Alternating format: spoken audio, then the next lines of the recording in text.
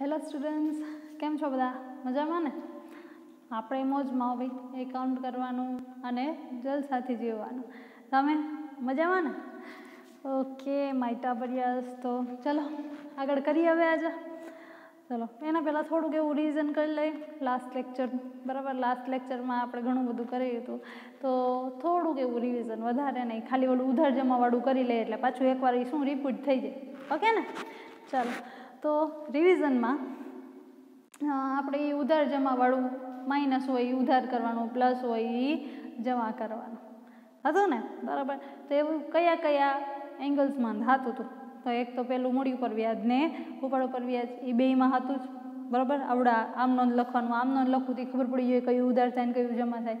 Minus થાય એ ઉધાર, plus થાય એ જમા. બીજું હજી એક હતું, કયું? તો પેલું સાચું પ્રમાણ ને ખોટું પ્રમાણવાળું, યાદ છે? બરાબર, એમાં શું કરવાનું હતું કે પહેલાં સાચું પ્રમાણ લખવાનું, પછી ખોટું પ્રમાણ લખવાનું. તમને એક્ઝામમાં બધું સાચું પડે તો મજા આવે ને? હા કે ના? મજા જ આવે ને? બરાબર, એટલે એને પહેલાં લખવાનું, જે આપણે ગમતું એ પહેલાં લખવાનું. ઓકે, પછી આપણે એવું જ રાખીએ, જે ગમે ને એને પહેલાં લખવાનું. બરાબર, તો પહેલાં સાચું લખવાનું પછી ખોટું લખવાનું. ઓકે, હવે આ યાદ રાખવાની ટ્રીક છે, હજી પણ કહું છું. ઓકે, આપણે જે આપીએ છીએ એ ખાલી યાદ રાખવાની ટ્રીક છે. સાચું પડે એ આપણે ગમે એટલે આપણે સાચું પહેલા નંબરે રાખ્યું, ખોટું બીજા નંબરે રાખ્યું. બરાબર, હવે જ રીતના મૂડી ઉપર વ્યાજ, આપણે મૂડી રોઈ ગઈ હોય એના પર વ્યાજ મળે એ આપણે ગમે ને, એટલે આપણે મૂડી ઉપર વ્યાજને પહેલા નંબરે રાખશું, પછી બીજા નંબરે ડિસ્ટ્રીબ્યુટ બીજું પણ આપણે કરીએ છીએ. બરાબર, પછી જે માઇનસમાં આન્સર આવે એ ઉધાર, પ્લસમાં આન્સર આવે એ જમા. એવી જ રીતના ઉપર ઉપર વ્યાજ, આપણે જે ઉપાડ કરીએ છીએ એના પર વ્યાજ ચૂકવવું પડે, આપણે મજા આવશે? તો એને આપણે બીજા નંબરે જવા દઈએ, નીચે રાખી દઈએ. બરાબર, ચાલો તો આવી રીતના આપણે એને યાદ રાખશું. બરાબર, જે ગમે છે એ પહેલા નંબર. હવે આમાં જે માઇનસ પ્લસમાં આન્સર આવે એમાં માઇનસ શું થશે? ઉધાર, અને પ્લસ શું થશે? જમા થશે. ચલો અહીંયા સુધી ક્લિયર બધા? શ્યોર? ઓકે, ચાલો નેક્સ્ટ કરીએ. ચાલો જોઈએ એમાં ઉદાહરણ 9.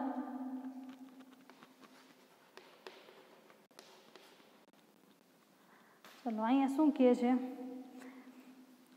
યુસુફ, હારૂન અને કોડાવાલા 3 ભાગીદારો. ચાલો લખી નાખીએ.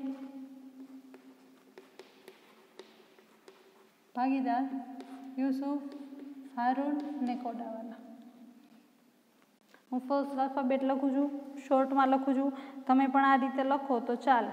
ઓકે, હવે એમનું નફા નુકસાનનું પ્રમાણ આપ્યું છે. જો અહીંયા નફા નુકસાનનું પ્રમાણ આપી દીધું, ન આપ્યું હોત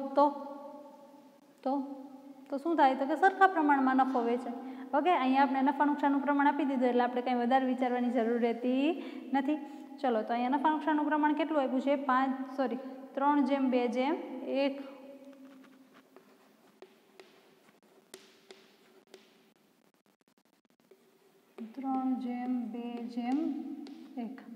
ટોટલ કેટલું થાય છે? 3 ને 2 5 ને 1 6.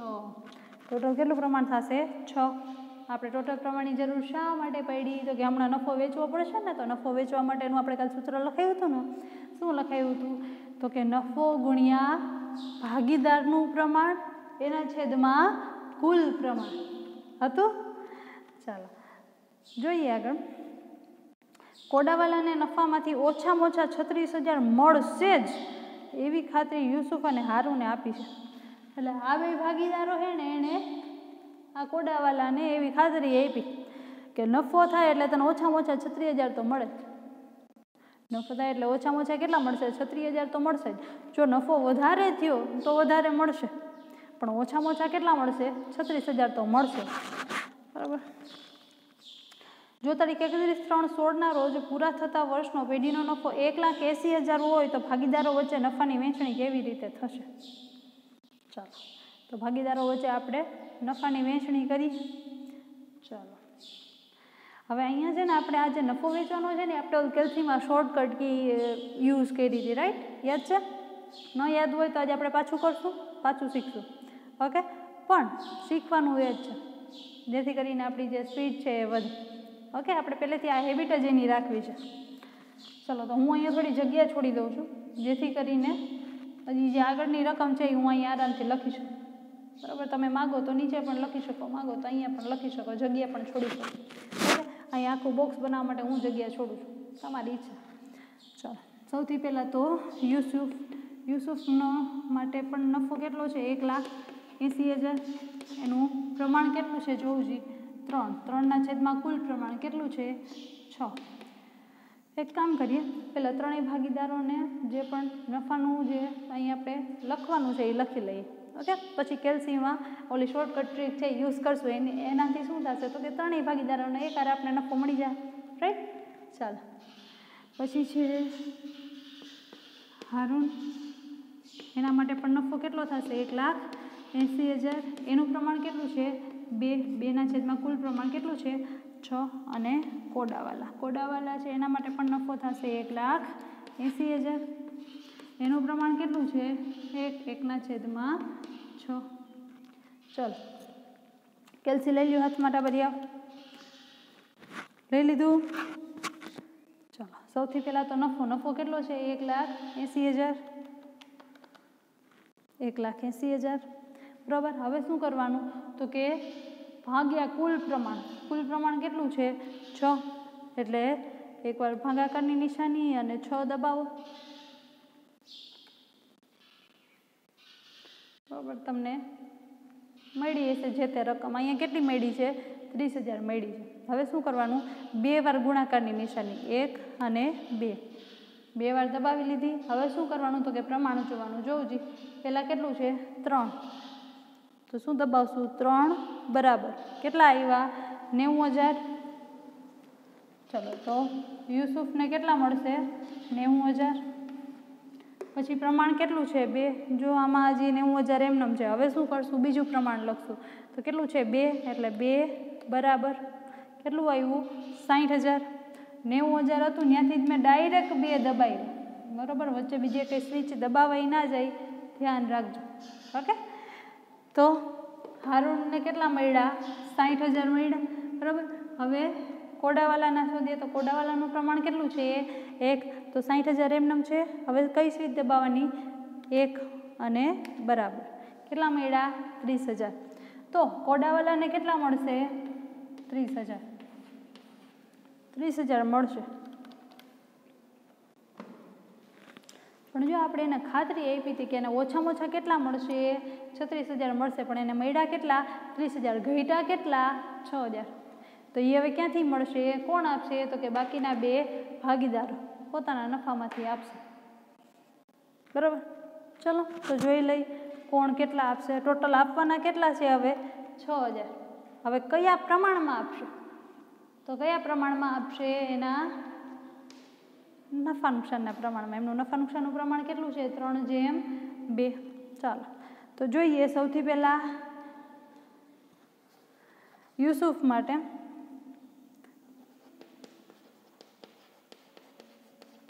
કોડાવાલાને આપવાની થતી રકમ. સૌથી પહેલાં તો યુસુફ કેટલા આપશે? તો કે ટોટલ કેટલી આપવાની છે? 6,000. ચલો, યુસુફનું પ્રમાણ કેટલું છે? 3. જો હવે અહીંયા એ બેનું ટોટલ પ્રમાણ લેવાનું છે. અહીંયા ટોટલ પ્રમાણ ભલે 6 હોય, પણ અહીંયા કોની વાત થાય છે? ખાલી દેવાના કોને છે? યુસુફ અને હારૂન. હારૂન જ નામ છે ને? હા, યુસુફ અને હારૂન. તો જોજો એ બેનો ટોટલ કેટલો થાય છે? 3 ને 2 5. એટલે અહીંયા ટોટલ પ્રમાણ કેટલું થશે? 5 થશે. બરાબર, કારણ કે અહીંયા ડિસ્ટ્રીબ્યુટ આ 6,000 કોને કોને કરવાના છે?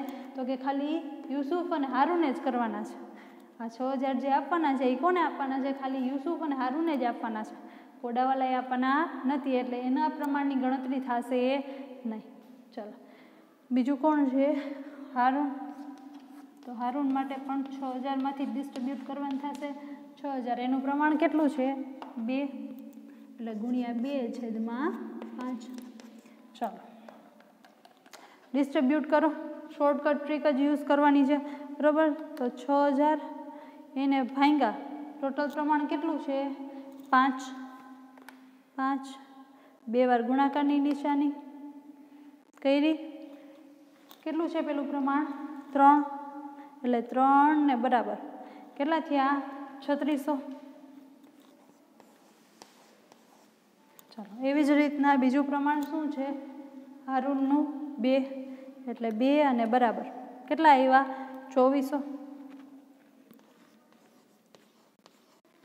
ચલો ડન. તો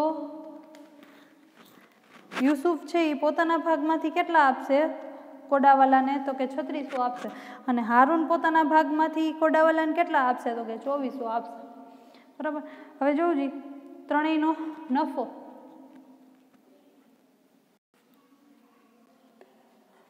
કેટલો ભાગે આવતો હતો કે 90,000 60,000 અને 30,000. 90,000 60,000 ને 30,000 એટલો આવતો હતો ને. બરાબર. હવે એમાંથી આપણે આને 6,000 તો દેવાના જ હતા. બરાબર. એ આપણે આ બેમાંથી બાદ કરી નાખ્યા એટલે આનામાં પ્લસ થશે અને આ બેમાં શું થશે માઇનસ. યુસુફમાંથી કેટલા માઇનસ થશે 3600 અને હારૂનમાંથી કેટલા બાદ થશે 2400. ચલો જી ગણતરી કરો જી. આના તો 36,000 થઈ ગયા કોડાવાલાના 36,000.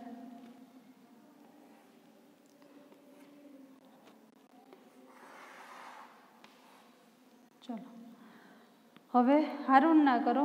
હારૂનના કેટલા હતા 60,000 માઇનસ 2400 કેટલા થયા 57,600. અને યુસુફના કરો. યુસુફના કેટલા હતા 90,000 એમાંથી 3600 બાદ કરો 90,000 માઇનસ 3600 કેટલા થયા 86,400. ચાલો આ શું મળ્યો એમનો ખરેખર નફો. હવે ઘરે કેટલા લઈ જાય તો કે યુસુફ કેટલા લઈ જાય 86,400. હારૂન કેટલા લઈ જાય 57,600 અને કોડાવાલા કેટલો લઈ જાય 36,000.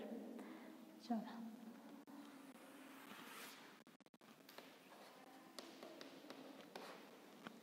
ચલો 9મું હતું 10મું કરીએ.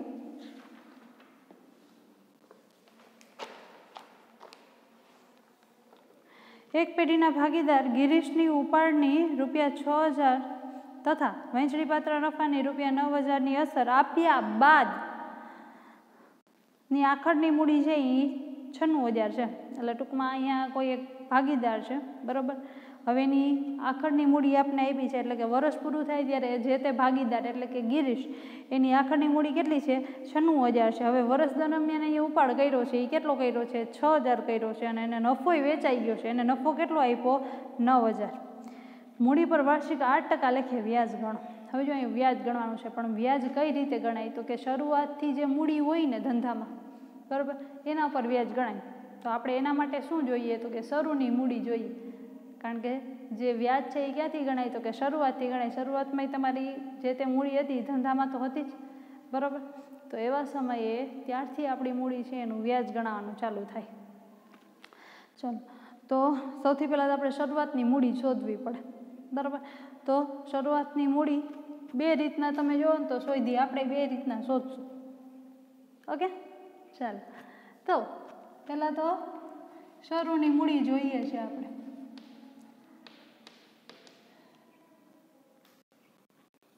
શરૂઆતની મૂડીનું સૂત્ર છે આખરની મૂડી એમાં પ્લસ કરી દો શું તો કે ઉપાડ ને એમાંથી માઇનસ કરો નફો. કારણ કે નફો છે એ મૂડીમાં હોય નહીં. હાવ શરૂઆતથી વિચારીએ તો બરાબર ઉપાડ લીધો હોય એ માઇનસ કરી નાખ્યો હોય. હવે આપણે એને શું કરી દઈએ છીએ પ્લસ કરી દઈએ છીએ. એટલે આ સૂત્ર છે એ યાદ રાખવું.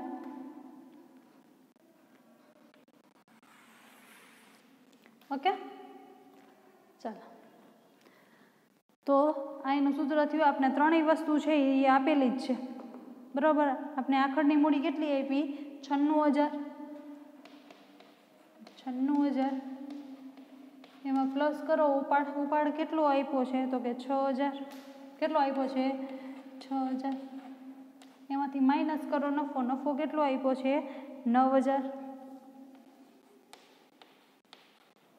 ચલો કયો મને શરૂઆતની મૂડી. Use your કેલ્સી. 96,000 પ્લસ 6,000 એમાંથી માઇનસ કરો 9,000. કેટલી મળી? 93,000. આ શરૂઆતની મૂડી મળી. હવે એના પર શું ગણશું આપણે? વ્યાજ, એટલે કે મૂડી પર વ્યાજ કેટલું ગણવાનું છે? 8%. 8% છે ને ટાબરિયા? હા 8% છે એટલે 93,000 8%. કયો જી કેટલા થાય? તો કે 93,000 ગુણ્યા 8% કરો જી કેલ્સીમાં. 93,000 તો છે જ, ગુણ્યા 8 ને આ ટકા કેટલું આવ્યું? 7,440.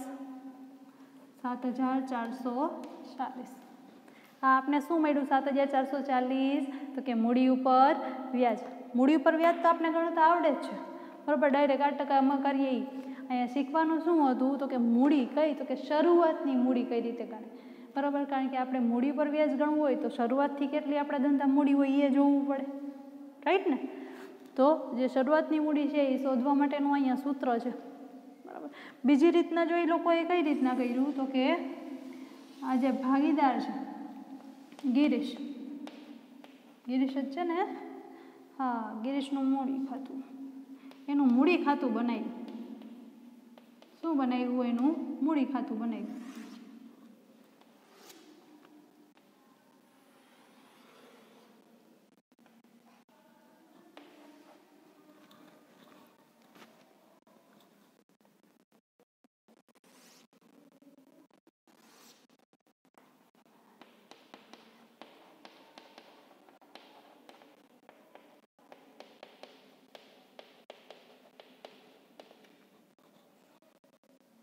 ગિરીશનું ખાતું બનાવ્યું બરાબર. મૂડી કઈ બાકી હોય? જમા બાકી હોય એટલે શરૂની મૂડી. પણ એ આપણે શોધવાની બાકી છે તો એમને જગ્યા રહેવા દઈએ બરાબર. શરૂની મૂડી જમા બાજુ. તો આખરની મૂડી ક્યાં આવશે? ઉધાર બાજુ. આખરની મૂડી તમને આપેલી છે. કેટલી આપેલી છે? 96,000. ઉપાડની કઈ બાકી હોય? કઈ બાકી હોય? ઉધાર બાકી. તો ઉપાડ કેટલો આપેલો છે? 6,000 બરાબર. નફો જો આપણે યાદ પાછું થોડું ઘણું કરી લઈએ બરાબર. વેપાર ખાતામાંથી ક્યાં આવે? તો કે નફા નુકસાન ખાતામાં. અને નફા નુકસાન ખાતામાંથી ભાગીદારી છે એટલે ક્યાં આવશે? નફા નુકસાન ફાળવણી ખાતામાં. અને નફા નુકસાન ફાળવણી ખાતામાંથી ક્યાં આવશે? તો કે ભાગીદારોના મૂડી ખાતે. નફા નુકસાન ફાળવણી ખાતામાં કઈ બાજુ નફો મળે? ઉધાર બાજુ કે જમા બાજુ? કઈ બાજુ મળે? ઉધાર બાજુ મળે. કઈ બાજુ મળે? ઉધાર બાજુ નફો મળે ને બરાબર. તો એની ઉધાર અસર આપી. હવે જમા અસર ક્યાં આપવાની થાય? ભાગીદારોના મૂડી ખાતે. તો એ કઈ બાજુ આવશે? જમા બાજુ. એટલે નફો કેટલો છે? 9,000. ચલો અહીંયા બધી વસ્તુ મળી ગઈ છે બરાબર. બધી વસ્તુ છે ટોટલ કરો. અહીંયા મને વધારે દેખાય 96,000 છે એટલે ઉધાર બાજુ. ચલો કરો જી. 96,000 પ્લસ કેટલા છે? 6,000. ટોટલ કેટલા થયા? 1,02,000. એમાંથી બાદ કરો કેટલા? 9,000 માઇનસ 9,000 કેટલા મળ્યા? 93,000. આ 93,000 શું છે?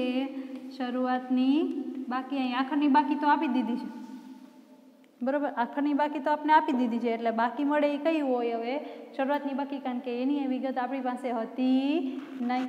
ચલો તો અહીં આપણે 93,000 મળી ગયું. હવે આ 93,000 મળ્યું એનું પાછું વ્યાજ આ જ રીતના શોધાય 8%. એટલે કે કેટલું થાય? 7,440. ચલો આપણે બે રીતે કરાવ્યું. તમારે જ્યારે દાખલો ગણો આના જેવો સિમિલર સ્વાધ્યાયમાં હશે ને ગણવાનો થશે તો એમાંય તમારે બે રીત છે એને આ રીતના દાખલો ગણવાનો છે. ઓકે ચલો નેક્સ્ટ કરીએ. 11મું.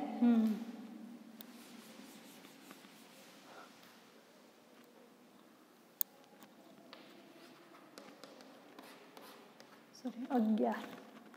ચલો, જેનેટ, અક્ષરા અને સપના.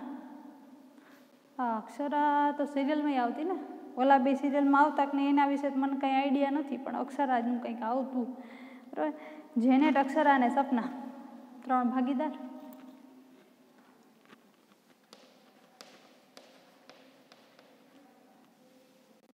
સૌથી પહેલું કયું નામ છે?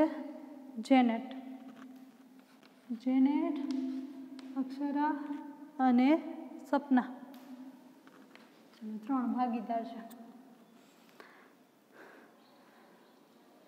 ભાગીદારો છે સરખા હિસ્સાના ભાગીદારો છે. જો અહીંયા ક્લિયર કર્યું કે સરખા હિસ્સાના ભાગીદારો છે.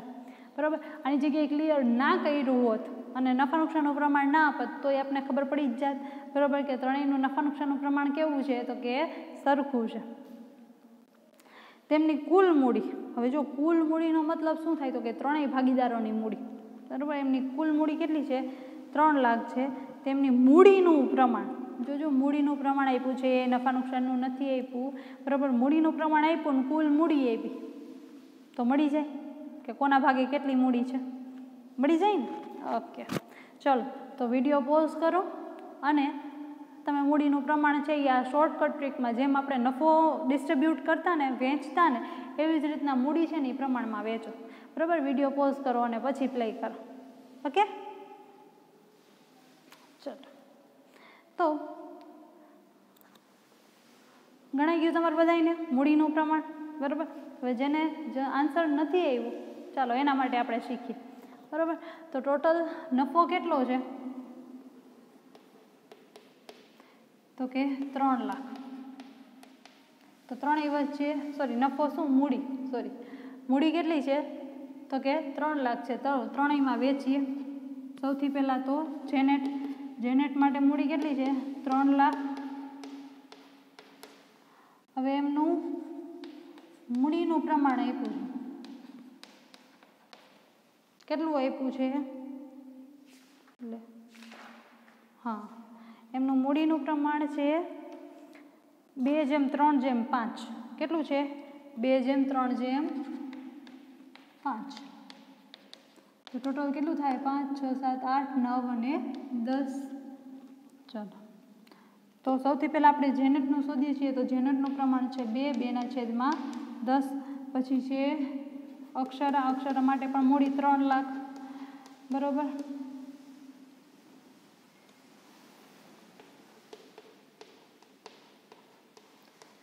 એનું પ્રમાણ કેટલું છે? 3/10.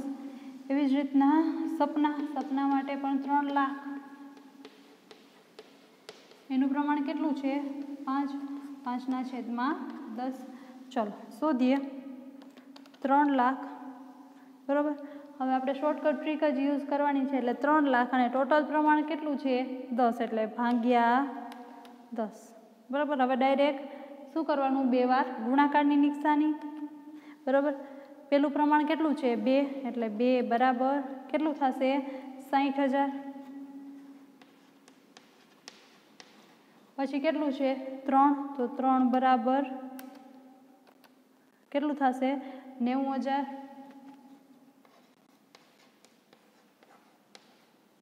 અને છેલ્લું પ્રમાણ કેટલું છે? 5. તો 5 બરાબર કેટલું થશે? 1,50,000.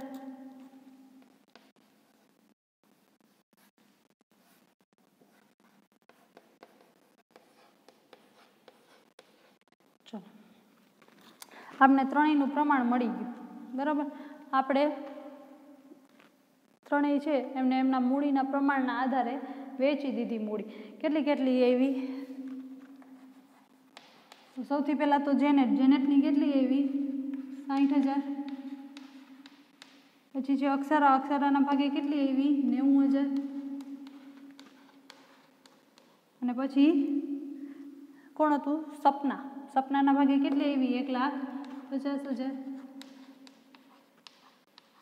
ચલો અહીંયા સુધી થયું. ચલો આગળ વાંચીએ. હવે પેઢી મૂડી પર વાર્ષિક 6% દરે વ્યાજ ચૂકવે છે. ભાગીદાર અક્ષરાને મૂડીના વ્યાજ સહિત 45,400 મળ્યા છે. તો ભાગીદાર જેનેટ અને સપનાને મૂડીના વ્યાજ સહિત કેટલા રૂપિયા મળે? ઓકે. ચાલો હવે જો મૂડીના વ્યાજ હવે આપણે ગણવાનું રહે કેટલું છે 6%. તો આપણે એમની મૂડી મળી ગઈ છે તો મૂડીનું વ્યાજ એ મળી જાય. ચાલો તો ગોતી લઈએ મૂડી ઉપર વ્યાજ.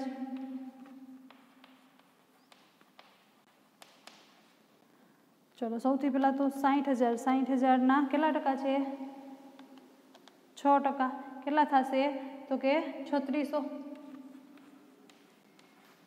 પછી અક્ષરાનું શોધીએ તો અક્ષરાની મૂડી છે 90,000 એને ગુણ્યા 6% કેટલા થશે 5,400. અને એવી જ રીતના સપના. તો સપના માટે કેટલી મૂડી છે તો કે 1,50,000 એને ગુણ્યા 6% કેટલા થશે 9,000. ચાલો ત્રણેયની મૂડી મળી ગઈ. હા મળી ગઈ. આગળ કરીએ. હવે આપણે આગળ એમ કીધું છે કે જે એક ભાગીદાર છે એમાંથી કોણ તો કે અક્ષરા. તમારા ફેવરિટ હે અક્ષરા. હવે અક્ષરા છે ને એને ટોટલ છે ને 45,400 મળે છે. હવે એક તો ભાગીદાર ઘરે લઈ શું જાય તો કે એક તો મૂડી ઉપર વ્યાજ મળે એ અને બીજું શું લઈ જાય તો કે નફો. શું લઈ જાય નફો. તો એને ટોટલ કેટલી રકમ મળી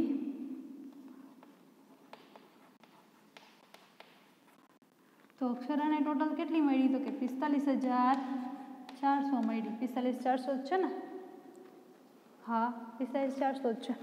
ટોટલ 45,400 એને રકમ મળી બરાબર. તો હવે તમે મને કહો જે નફો કેટલો મળ્યો હોય છે એને ટોટલ રકમ કેટલી લઈ જવાની હોય તો કે એક તો મૂડી ઉપર વ્યાજ મળે એ અને ઉપરથી નફો મળે એ આટલું એ ઘરે લઈ જાય દર વર્ષે બરાબર. તો હવે નફો કેટલો થયો તો આપણી પાસે બે રકમ છે તેના પછી ત્રીજી મળી જાય. મળી જ જાય ને કેમ ના મળે. નફો છે આપણી પાસે કઈ રીતના મળશે તો કે બે રકમમાંથી ત્રીજી બાદ કરી નાખીએ એટલે આપોઆપ મળી જાય. ચાલો તો કરીએ. 45,400 એમાંથી બાદ કરી નાખો કેટલા છે 5,400. કેટલા મળ્યા 40,000. કેટલા મળ્યા 40,000. હા 40,000 શું મળ્યું તો કે નફો મળ્યો. શું મળ્યો નફો. હવે જો બાકીના બેના કેમ મળશે કઈ રીતે મળશે તમે વિચારો છો. મારા ટાબરિયાઓ જો એમાં કીધું જ છે કે ત્રણેયનું પ્રમાણ કેવું છે સરખું છે. તો એકને જો નફો 40,000 મળ્યો હોય તો બીજાને ત્રીજાને કેટલો મળ્યો હોય 40,000. ચાલો હવે બધામાં બે બે રકમ મળી ગઈ તો ત્રીજી મળી જાય ને. ચાલો તો કરી નાખીએ. 40,000 પ્લસ 9,000 કેટલા થશે 49,000. એવી જ રીતના 40,000 પ્લસ 3,600 43,600. ચલો મળી ગઈ ત્રણેયની રકમ. કેટલી છે એ અહીંયા તો સરખા પ્રમાણે કીધું હતું એટલે આપણે આવી રીતના સરખો પ્રમાણમાં નફો વેચો બરાબર. હવે માનો કે એની જગ્યાએ નફા નુકસાનનું પ્રમાણ આપ્યું હોત તો શું થાત. માનો કે અહીંયા સરખા પ્રમાણે નફો છે એની જગ્યાએ 2:3:4 આવું નફા નુકસાનનું પ્રમાણ હોત તો શું કરત તો ટાબરિયા આપને આનો નફો તો મળી જ ગયો તો કેટલો થયો તો 40,000 બરાબર. હવે એનું પ્રમાણ કેટલું છે 3 બરાબર. ત્યારે એનો નફો કેટલો થયો 40,000. તો આપણે ત્રિરાશિ મૂકી દેવાની કે જ્યારે ત્રણે નફો 3 હતું પ્રમાણ ત્યારે નફો કેટલો હતો તો કે 40,000 હતો. તો જ્યારે પ્રમાણ કેટલું હોય 2 ત્યારે નફો કેટલો. અને આ સિમિલિયર વસ્તુ પાછું આની યારે કરવાનું કે જ્યારે 3 નફો હતો પ્રમાણ 3 હતું ત્યારે નફો કેટલો થયો 40,000 થયો. તો જ્યારે પ્રમાણ કેટલું છે 4 ત્યારે નફો કેટલો બરાબર. આ એક્ઝામ્પલ દઉં છું બરાબર. એક્ઝામમાં આવું આવે તો આપણે મૂંઝાવાનું નહીં. એકના આધારે બીજાનું મળી જાય. હા મળી જાય. ઓકે અહીંયા સરખું પ્રમાણ હતું એટલે ત્રણેયનો નફો સરખો થયો બરાબર. જો પ્રમાણ આપ્યું હોત તો આપણે આ રીતના ત્રિરાશિ માંડીને પછી આપણે નફો મેળવી લેતા. ઓકે ચાલો અહીં સુધી ક્લિયર બધા. હવે અહીંયા છે ને તમારું આ ચેપ્ટર છે ને પૂરું થાય છે હે હા, કારણ કે તમારે એક્ઝામમાં આ ચેપ્ટરમાંથી MCQ આવશે એક, બરાબર, એક વાક્યવાળો આવશે અને એક આવશે આ ક્વેશ્ચન, બરાબર, નાનો દાખલો વિભાગ Cનો. એટલે આ ચેપ્ટરમાં આપણે આટલું જ કરવાનું છે, બીજું આપણે યુઝફુલ નથી. નેક્સ્ટ ચેપ્ટરનું છે તો આપણે ત્યારે કરશું. ઓકે, તો હાલમાં ચેપ્ટર તમારું અહીંયા પૂરું થાય છે. હવે તમારે શું કરવાનું છે કમ્પ્લીટ, તો કે જૂનું જાણીતું, બરાબર, સ્વાધ્યાયમાં ક્વેશ્ચન 1, ક્વેશ્ચન 2 અને ક્વેશ્ચન 3માં આઈ થિંક છે લાસ્ટ 3 દાખલા જ આપણે બાકી છે, બરાબર, એ કમ્પ્લીટ કરવાના રહેશે.